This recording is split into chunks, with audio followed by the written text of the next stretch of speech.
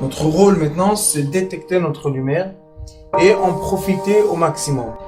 Et quand on a un plaisir ou un désir, la porte s'ouvre encore plus grande. Vous comprenez, c'est quoi la lumière? Lumière, amour. C'est pas important qui tu es, où tu es, comment tu es. Dieu t'aime.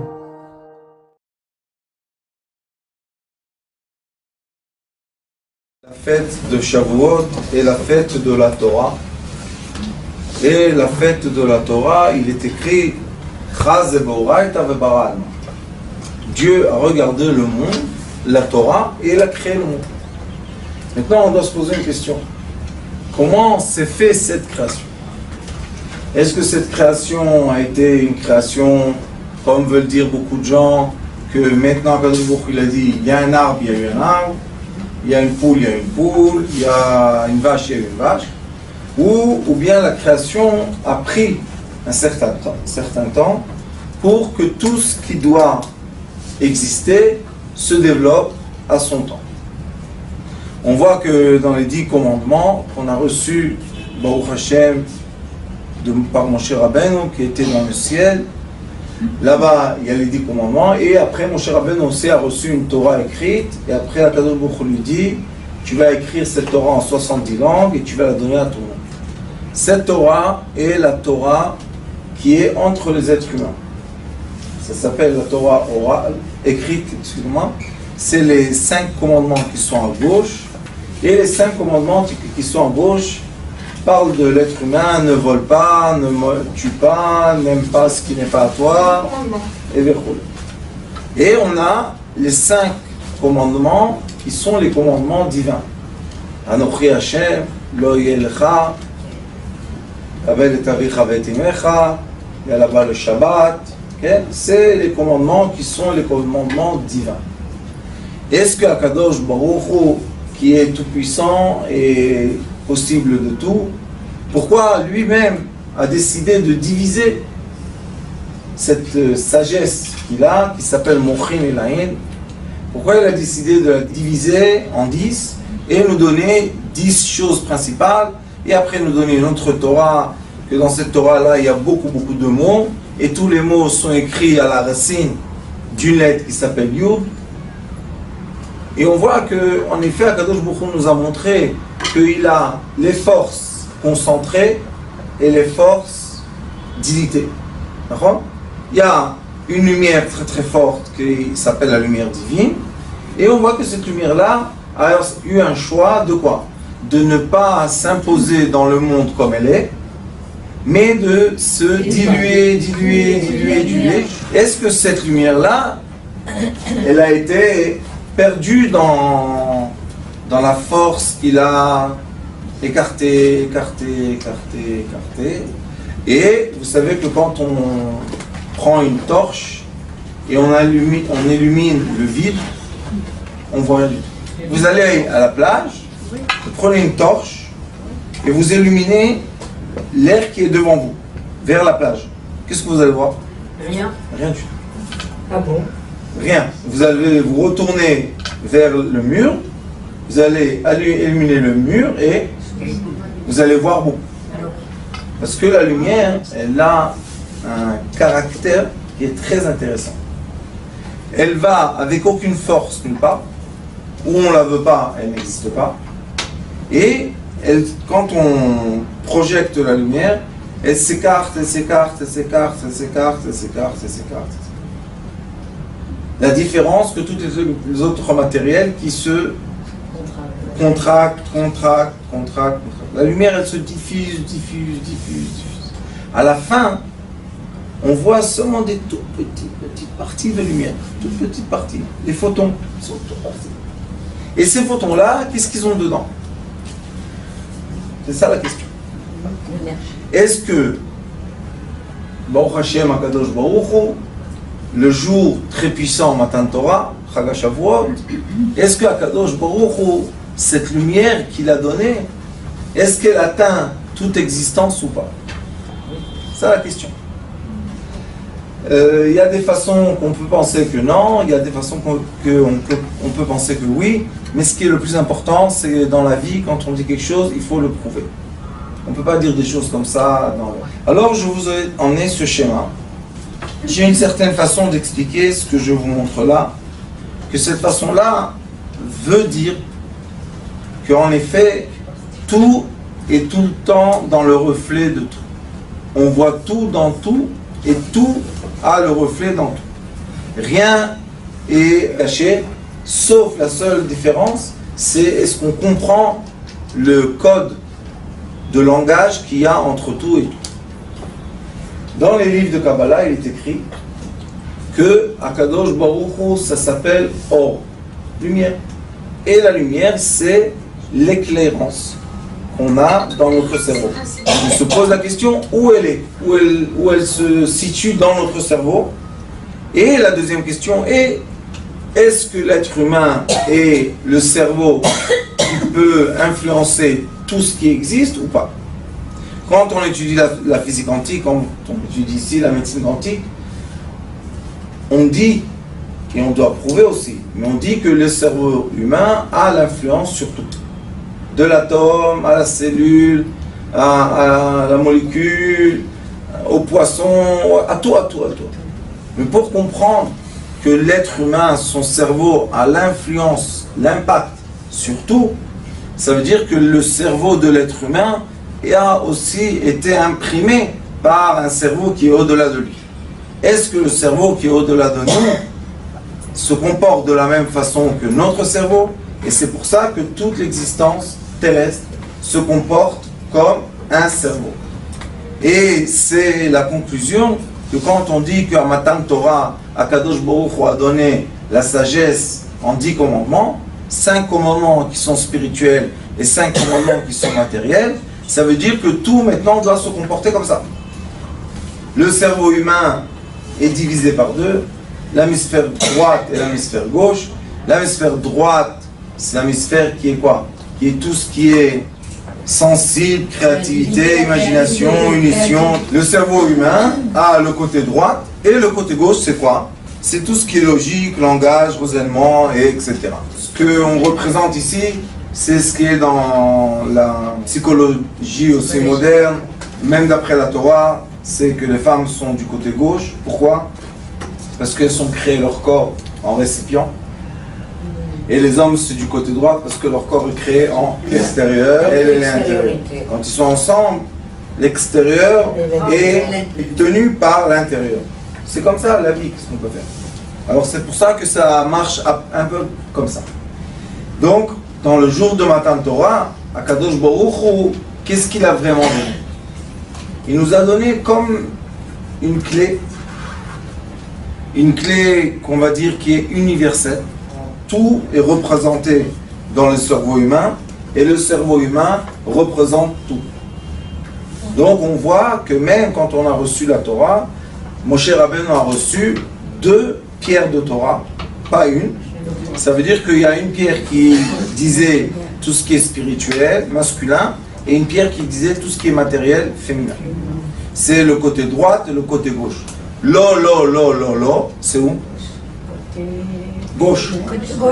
Gauche de la Torah. Lo ta'aseh, lo tirtzach, lo tignov, lo tachmod. Lo. C'est quoi lo en hébreu? Non.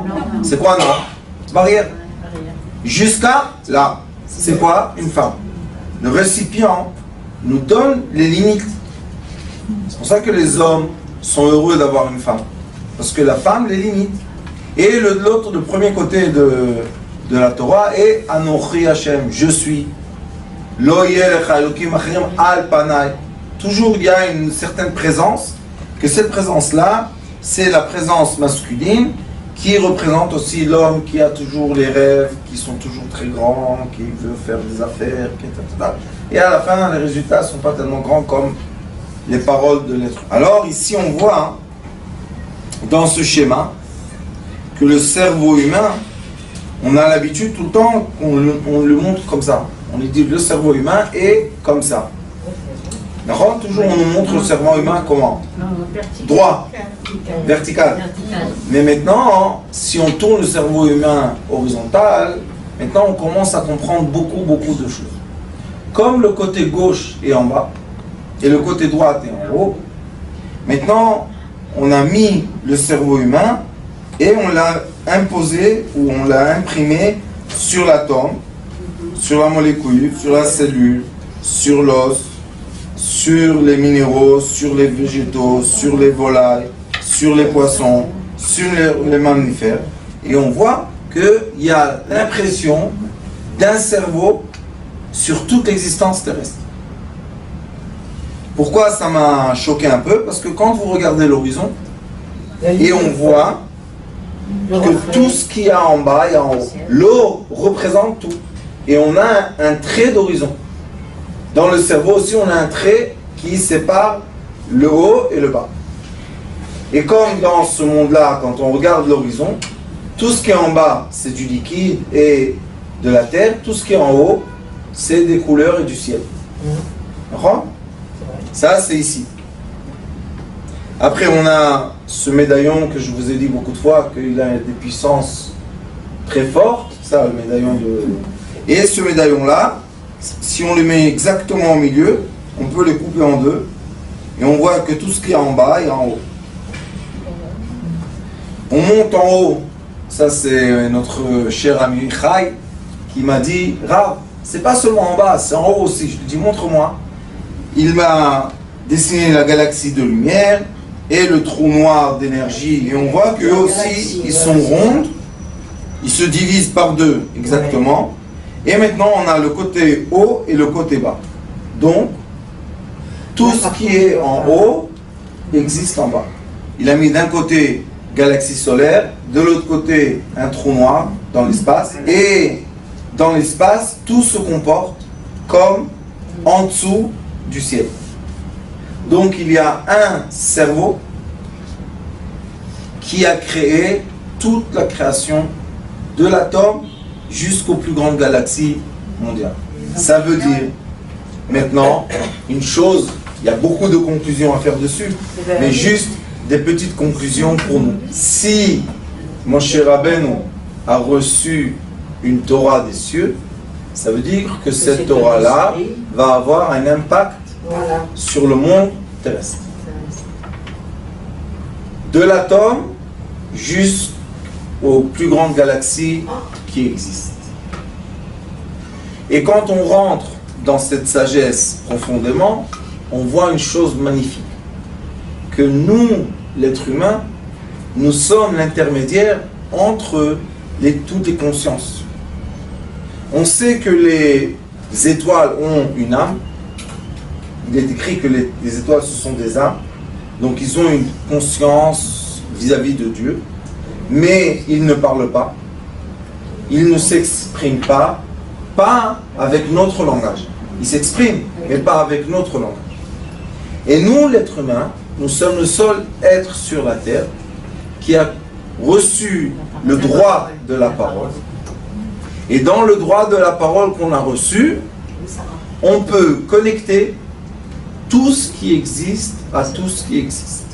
Et en effet, la volonté divine est, comme on dit, Kriyat Shema, Shema Israël, Hashem Elokeinu, Hashem.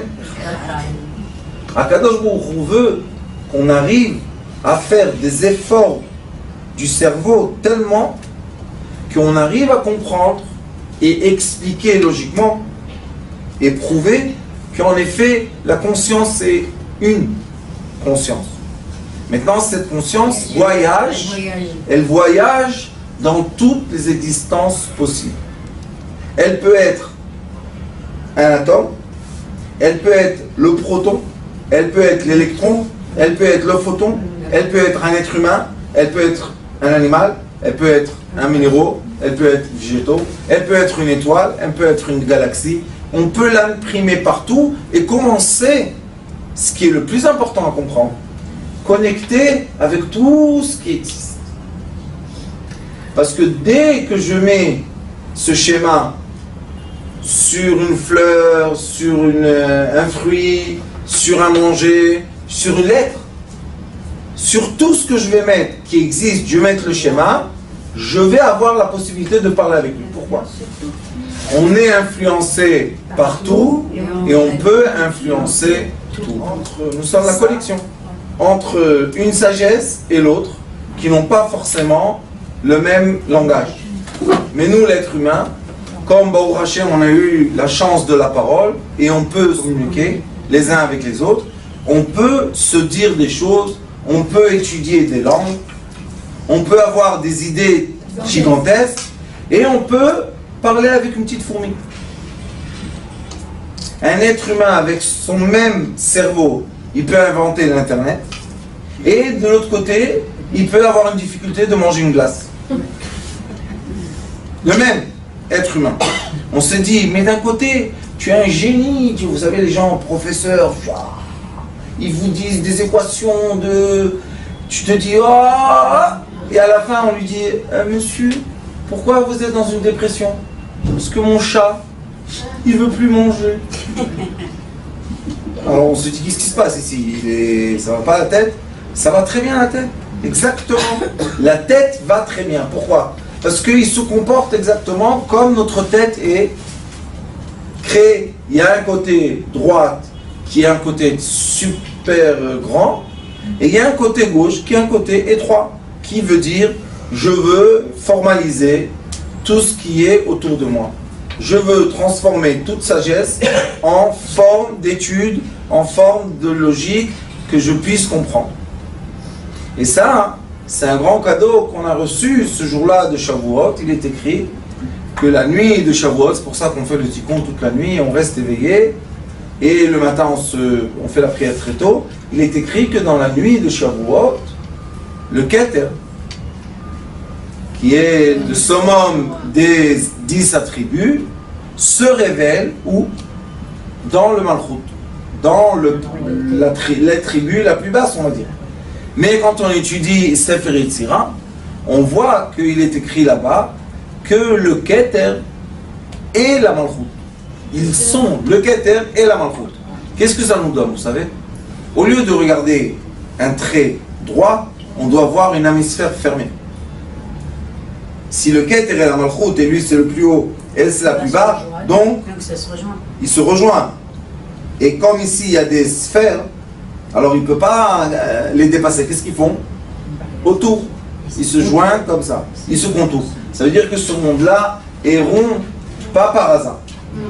Il y a une bonne raison. Et qu'est-ce que est le Keter?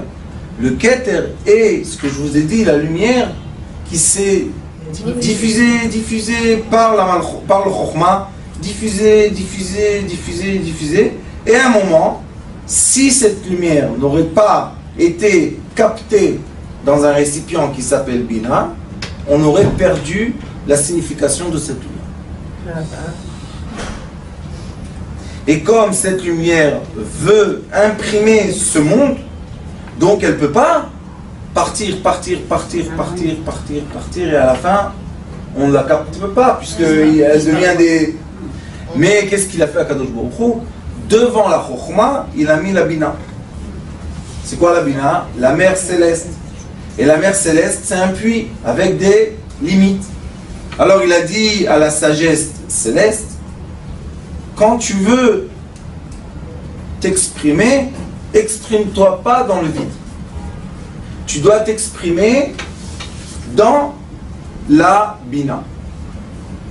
C'est pour ça que chaque homme dans le monde, quand il veut exprimer ses pensées qui sont très larges, il doit les exprimer dans des limites, sinon les gens n'arrivent pas à capter et n'arrivent pas à acheter cette marchandise. C'est une marchandise qu'on ne peut pas concrétiser. Alors à quoi ça sert cette sagesse? Mais si on arrive à transformer une sagesse à quoi? Une réalité, alors cette sagesse est très valable. On peut la vendre, on peut l'acheter, on peut l'utiliser. Regardez, on a tous les petits portables à iPhone. Et dans l'iPhone, il y a plein de sagesse. Ça n'arrête pas tous les jours. Et les gens disent, c'est dangereux, c'est pas bien. C'est pas bien parce que toi, tu n'utilises pas bien. Mais c'est très bien aussi. Si on l'utilise comme il faut, c'est très bien. Au lieu de se perdre avec un taxi ou dans un bus, on ne sait même pas comment demander au chauffeur où arrêter, on rentre dans l'application et on voit où il s'arrête, ça nous parle en français, on s'arrête à la gare qu'il faut et ça va, on n'a pas perdu une journée à se perdre. Et dans plein de domaines, On voit que ça nous aide beaucoup. Sauf la question est, comment on applique la sagesse céleste?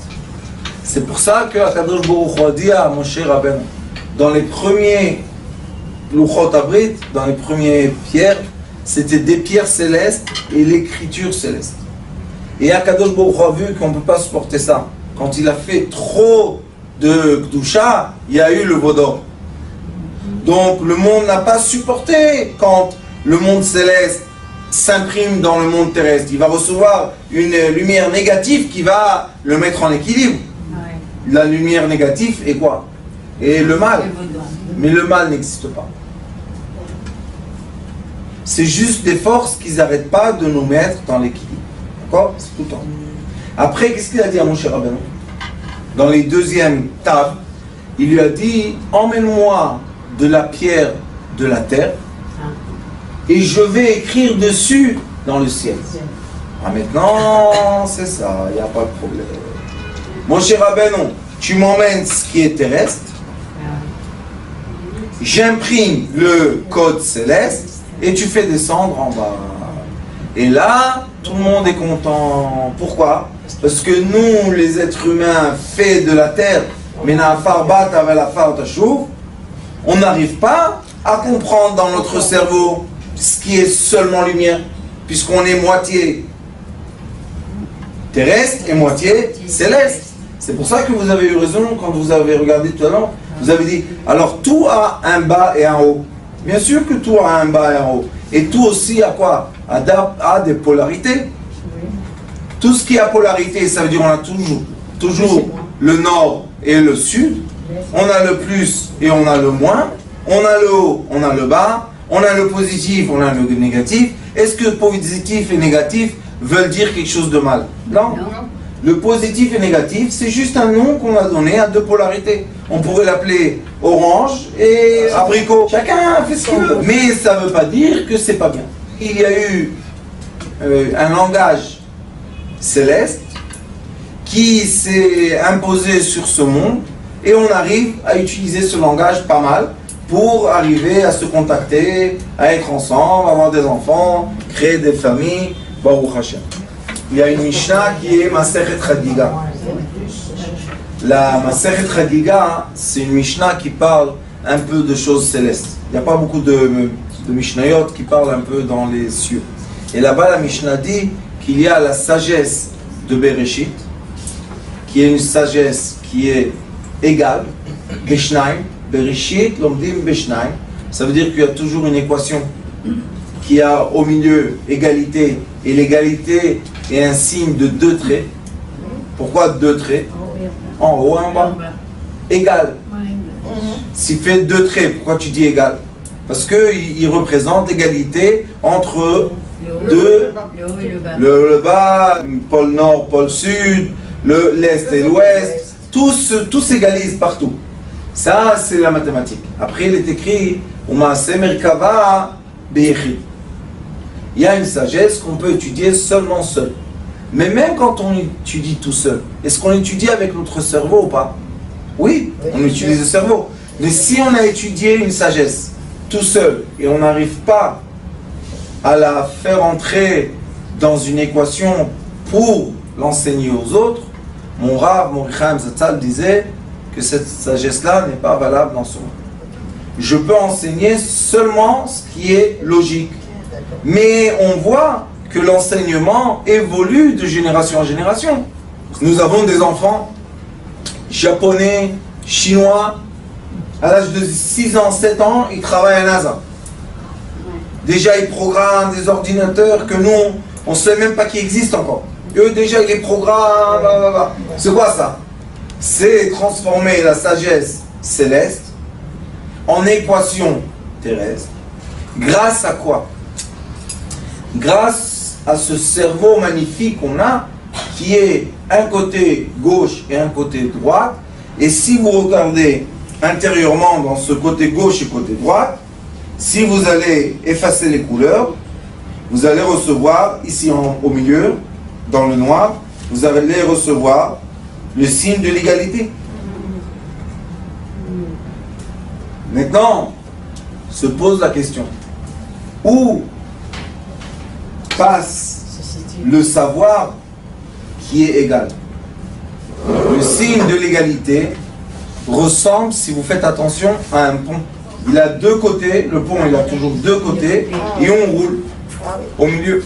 Est-ce que entre l'hémisphère gauche et l'hémisphère droite, est-ce qu'il y a une certaine existence? Ou c'est rien que du liquide? Le pont, c'est l'égal. L'égal peut être seulement quand on est dans un équilibre de deux forces contraires. À la fin, on peut les égaliser. Mais au début, elles sont contraires. Le cerveau gauche est contraire au cerveau droit. Alors comment, quand même, ils vivent dans notre tête? Ça devait un sortir de l'oreille gauche et un sortir de l'oreille droite. Mais ça reste. Alors pourquoi ça reste? Il y a un produit qui est entre les deux hémisphères, qui est comme un pont. Il se comporte comme un pont. Et là-bas, dans ce produit-là, il y a le silence. Il y a la paix, il y a l'égalité, il y a l'empathie, la tolérance, oui. La tolérance, c'est au milieu. Pourquoi? Parce que dans la tolérance, on accepte le droit et le gauche. Et je veux poser une question. Pourquoi on doit les accepter? Parce que tout le monde est la création de Dieu. Chaque personne est la création comme elle a été créée. Alors qu'est-ce que tu te mêles? Alors qu'est-ce qui reste à faire entre nous? S'accepter. Et comment on peut s'accepter? En s'aimant. L'aimant, qu'on dit en aimant en français, il y a deux significations.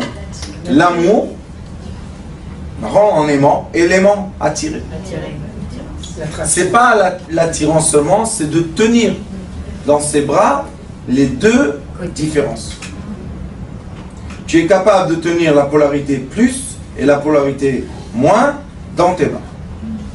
Est-ce que dans notre corps il y a une polarité aussi? Pourquoi? Le cœur, quand il pousse le sang, il le pousse dans les artères, pas dans les veines. Donc il y a un tuyau qui sort vers la main, qui fait le tour et qui retourne en étant quoi? Dans les veines. Le sang passe d'un côté à l'autre et il se purifie dans les poumons, dans le foie, dans les reins. Il y a un cycle de vie qui a un sens. Et c'est pour ça que les gens qui étaient avec moi dans le désert, je leur montre là-bas sur leur corps, avec la pensée, avec la parole, avec l'action, qu'on a un sens dans notre corps, et ce sens-là veut dire la vie, et le sens contraire veut dire l'inverse de la vie. Donc, si on veut atteindre toute existence, on est obligé de faire entrer dans notre tête, dans notre cerveau, la sagesse de la Torah, qui est la sagesse de quoi? De l'égalité entre les polarités. Comme sur la Terre, on a l'équateur. L'équateur est le trait de quoi? Du milieu, qui veut dire je fais l'équilibre entre les deux polarités. Dans ma tête, j'ai le milieu, ça s'appelle le troisième cerveau, qui fait encore une fois l'équilibre entre les deux polarités. Et dans l'atome, et dans la molécule, et dans la cellule. Partout on voit qu'il y a un point commun, et ce point commun a une hémisphère haute qui est l'hémisphère qui veut grandir, une hémisphère bas qui veut rapetissir, et quand on prend un fruit, ou bien même un verre, et on veut que ce verre soit stable sur la table, regardez comment il est fait. En haut c'est large, et en bas c'est étroit. Si on prend le milieu, on va prendre tout ce qui est en dehors de l'égalité.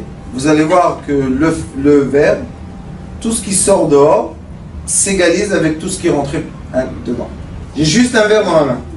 Je cherche le juste milieu qui est à peu près là. Maintenant, je coupe tout ce qui est extérieur.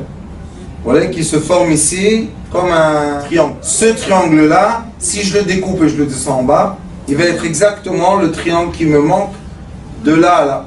Pourquoi c'est comme ça? Parce que tout est en équilibre. Si on coupe le juste milieu, et on a maintenant ici un espace, on coupe l'espace et on veut rester juste sur un verre tout droit. Qu'est-ce qui va se passer? Ce qui est de plus en haut sera égalisé en bas. Ce qui est de moins. C'est tout. La vie est simple et bête. Donc on comprend les règles. Alors maintenant, quand on va trop manger des spaghettis, et on a trop mangé ici, ce cerveau est trop encombré, qu'est-ce qui va se passer là? On va aller dormir. Ce cerveau a fait la digestion, il a évacué ce qu'il ne fallait pas évacuer. Hop, on se réveille. On se réveille. Qu'est-ce qui s'est passé? Pourquoi tu te réveilles? Parce que ce qui était de trop est venu s'égaliser avec ce qui était de moins. La vie est simple ou pas? Elle est simple. Donc si on va dire à quelqu'un chantage au sentiment, il ne faut pas être étonné que cette personne-là va après nous donner un coup dans nos sentiments. Pourquoi? Parce qu'on a pris dans le chantage au sentiment les sentiments qu'il ne fallait pas prendre naturellement. Et maintenant, ce qu'on a pris de plus, on va recevoir de moins. Et les mamans pleurent. Pourquoi? Les enfants sont fâchés avec nous. Soyez ashkénazes un peu, vous allez voir qu'il n'y a pas de méribote avec les enfants. Non. Pourquoi? Parce qu'on est juste comme ça. Et on ne veut pas rentrer dans le plus et dans le moins. Ça ne nous sert à rien. Aujourd'hui, une dame m'a dit, j'étais gentil avec ma belle-fille, tous les Shabbat, je lui ai fait du bien, je lui ai fait à manger. Et dimanche, traha, et maintenant, la belle-fille, elle dit, je ne pars pas avec la belle-mère. Non, elle a raison ou pas? Si tu m'as fait comme ça tout le Shabbat, et tu m'as donné à manger et tout, c'est de ton libre choix, je t'ai rien demandé. Alors pourquoi le dimanche tu t'énerves que j'ai accepté ton bien? Peut-être parce qu'il lui a pas dit merci ou... Mais c'est exactement le problème. Si tu as donné, c'est pour comprendre. Si on a pris, pourquoi tu t'énerves que tu as donné? Non, parce qu'on attend en retour une... On attend au retour, c'est pas bien aligné, c'est bien déformé, mais pas aligné. Quand c'est aligné, on n'attend rien en retour. Alors qu'est-ce qu'on dit? Elle est mal éduquée, la petite. Elle a 50 ans. La petite, elle est mal éduquée. Elle vient pas de bonne famille, la petite. Elle a 50 ans. Pourquoi elle vient pas de bonne famille? Qu'est-ce qu'il y a? Tu maudis la famille de ton fils et de tes enfants? Petits-enfants? Ah non, non, mes petits-enfants, ce sont mes petits-enfants. J'ai dit oui, mais c'est les enfants de la femme aussi, hein? Ben, ça se voit pas, hein? Oh là, ça se voit pas, là. Qu'est-ce qu'il y a? Il faut égaliser nos sentiments pour bien vivre sur la terre. Nous sommes le cachet de tout ce qu'il y a autour de nous. Tout ce qu'il y a avant nous. Tout ce qui est avant nous nous a imprégnés. Mais après nous, nous sommes la continuation de tout ça. Ça veut dire que toute l'existence qu'on voit, qu'on perçoit, est une existence qui était où? Dans notre cerveau, gravée bien avant nous. Donc, tout ce qu'on voit autour de nous, nous représente. Quand nous, on change intérieurement, tout ce qui est autour de nous change extérieurement. Si, par exemple, une personne déclenche une agressivité sans le vouloir, sans avoir rien fait, ça veut dire qu'elle est en faute elle-même. Ça veut dire, Baal Shem Tov HaKadosh, Parashat Bereshit dit, c'est pas possible de voir quelque chose qui n'existe pas en moi. Et quand on parle avec les gens des discussions très profondes, on voit que les gens acceptent que tout ce qui est dans leur univers imaginaire se déclenche ou apparaît dans l'univers pas imaginaire du tout. Et après, on crie sur ça. Et par ça, pourquoi tu cries sur ça? C'est déformé. Oui, ton univers est déformé. Oui, mais c'est comme ça qu'il le perçoit, lui. Alors, pourquoi il crie? Parce qu'il ne veut pas accepter que son univers est sa réalité. Tout vient de nous. Et chacun de nous perçoit sa réalité d'une autre façon. Maintenant, ça c'est très intéressant. Pourquoi? Parce que si je prends cette bouteille et je la vois seulement de mon côté, dans mon côté, il est écrit en anglais. Alors on dit, eh ben dis donc, hein, ils ne peuvent pas en Israël produire du jus, ils sont obligés de faire importation, et c'est pour ça que l'économie est en... Et Rabbanit Lina, elle dit, Rav, qu'est-ce qu'il y a? C'est marqué en hébreu. C'est marqué en hébreu. Je dis, où marqué en hébreu? La bouteille. Je regarde encore une fois, je vois de l'anglais. Je dis, Rabbanit Lina, à ton âge, lunettes. Elle me dit, non, non, vraiment, j'ai pas besoin de lunettes. Je te dis, c'est marqué en hébreu. Et on peut se disputer comme ça, des générations et des générations. C'est ce que l'être humain fait quand il ne veut pas croire ou comprendre que notre cerveau est créé pour unir l'existence et non pas pour la séparer. La preuve que dans une tête qu'on a, qui nous équilibre notre vie, on a le côté droite et le côté gauche qui sont complètement à l'opposé l'un de l'autre. C'est le pôle nord, le pôle sud, c'est la polarité plus, la polarité moins. Alors au lieu de dire non, non, non, non, non, on doit utiliser le cerveau et le dire oui, oui, oui. Rabbanit Lina, je tourne la bouteille et je veux regarder ce que toi tu vois. Et quand je tourne la bouteille, qu'est-ce que je vois? C'est écrit en hébreu. Oh oh. Alors pourquoi tu as crié des années que ça n'existe pas en hébreu? Parce que tu as reçu des calories de Yetzer Hara ou Yetzer Tov, et au lieu de les utiliser de façon positive, tu les as utilisées de façon négative. Quelle est la façon négative d'utiliser les énergies? C'est se séparer. Quelle est la façon positive d'utiliser les énergies? C'est s'être unis. L'union. Tout le temps rapprocher tout. Jamais écarter et séparer. Tout le temps rapprocher les choses. Et quand les choses sont proches, il y a un vocabulaire, il y a une connexion. La connexion fait la force. Cette force-là, c'est une force qu'on a besoin, c'est une force vitale. D'accord? Si on a besoin de cette force vitale, donc notre cerveau est le cachet de toute l'existence qu'on va percevoir réellement. Et aussi est le cachet de toutes les existences spirituelles qui nous ont été avant nous. Ils nous ont précédés. Alors maintenant on peut comprendre pourquoi le cerveau est rond. Parce que la Terre est ronde. Et quand les hémisphères sont ronds, tout point touche tout.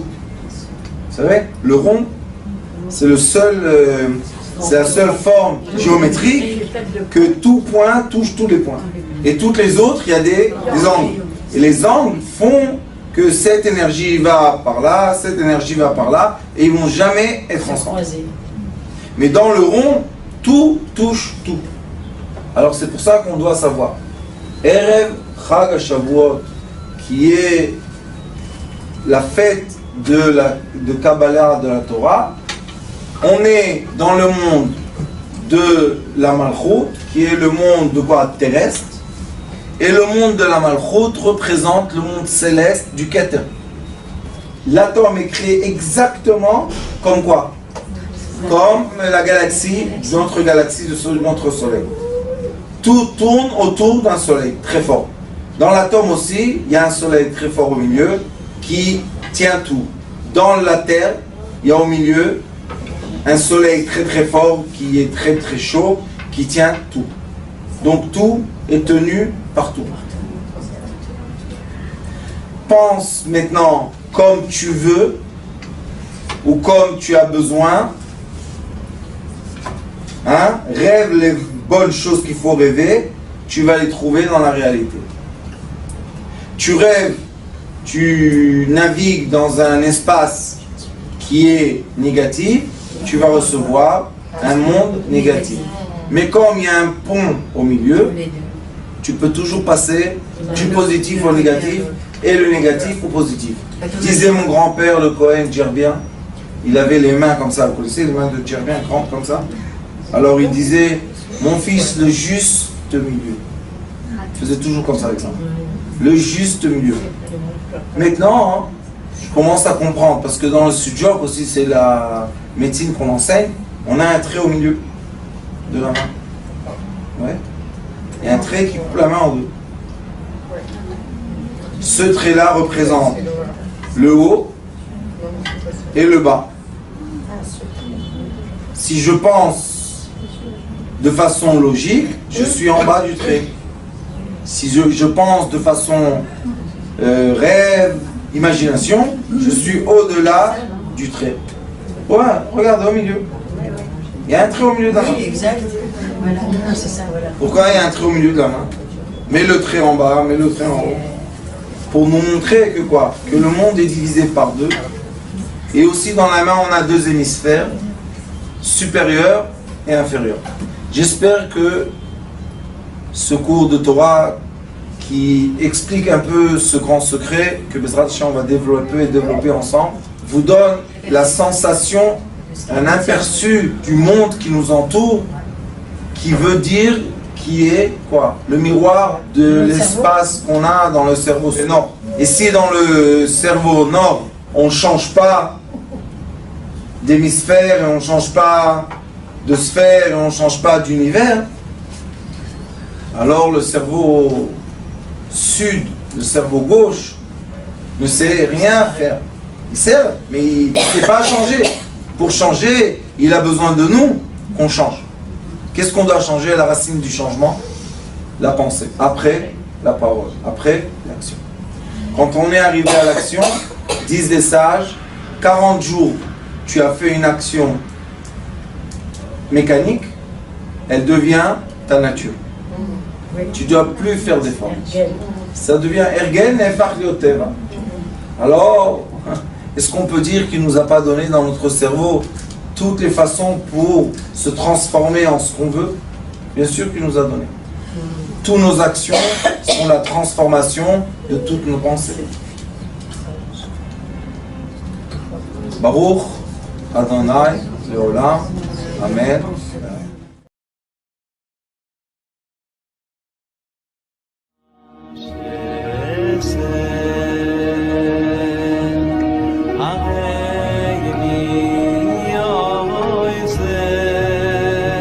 הוא היה אומר לי, בבית שלי יש מלאכים, לא רוצה לצאת מהבית.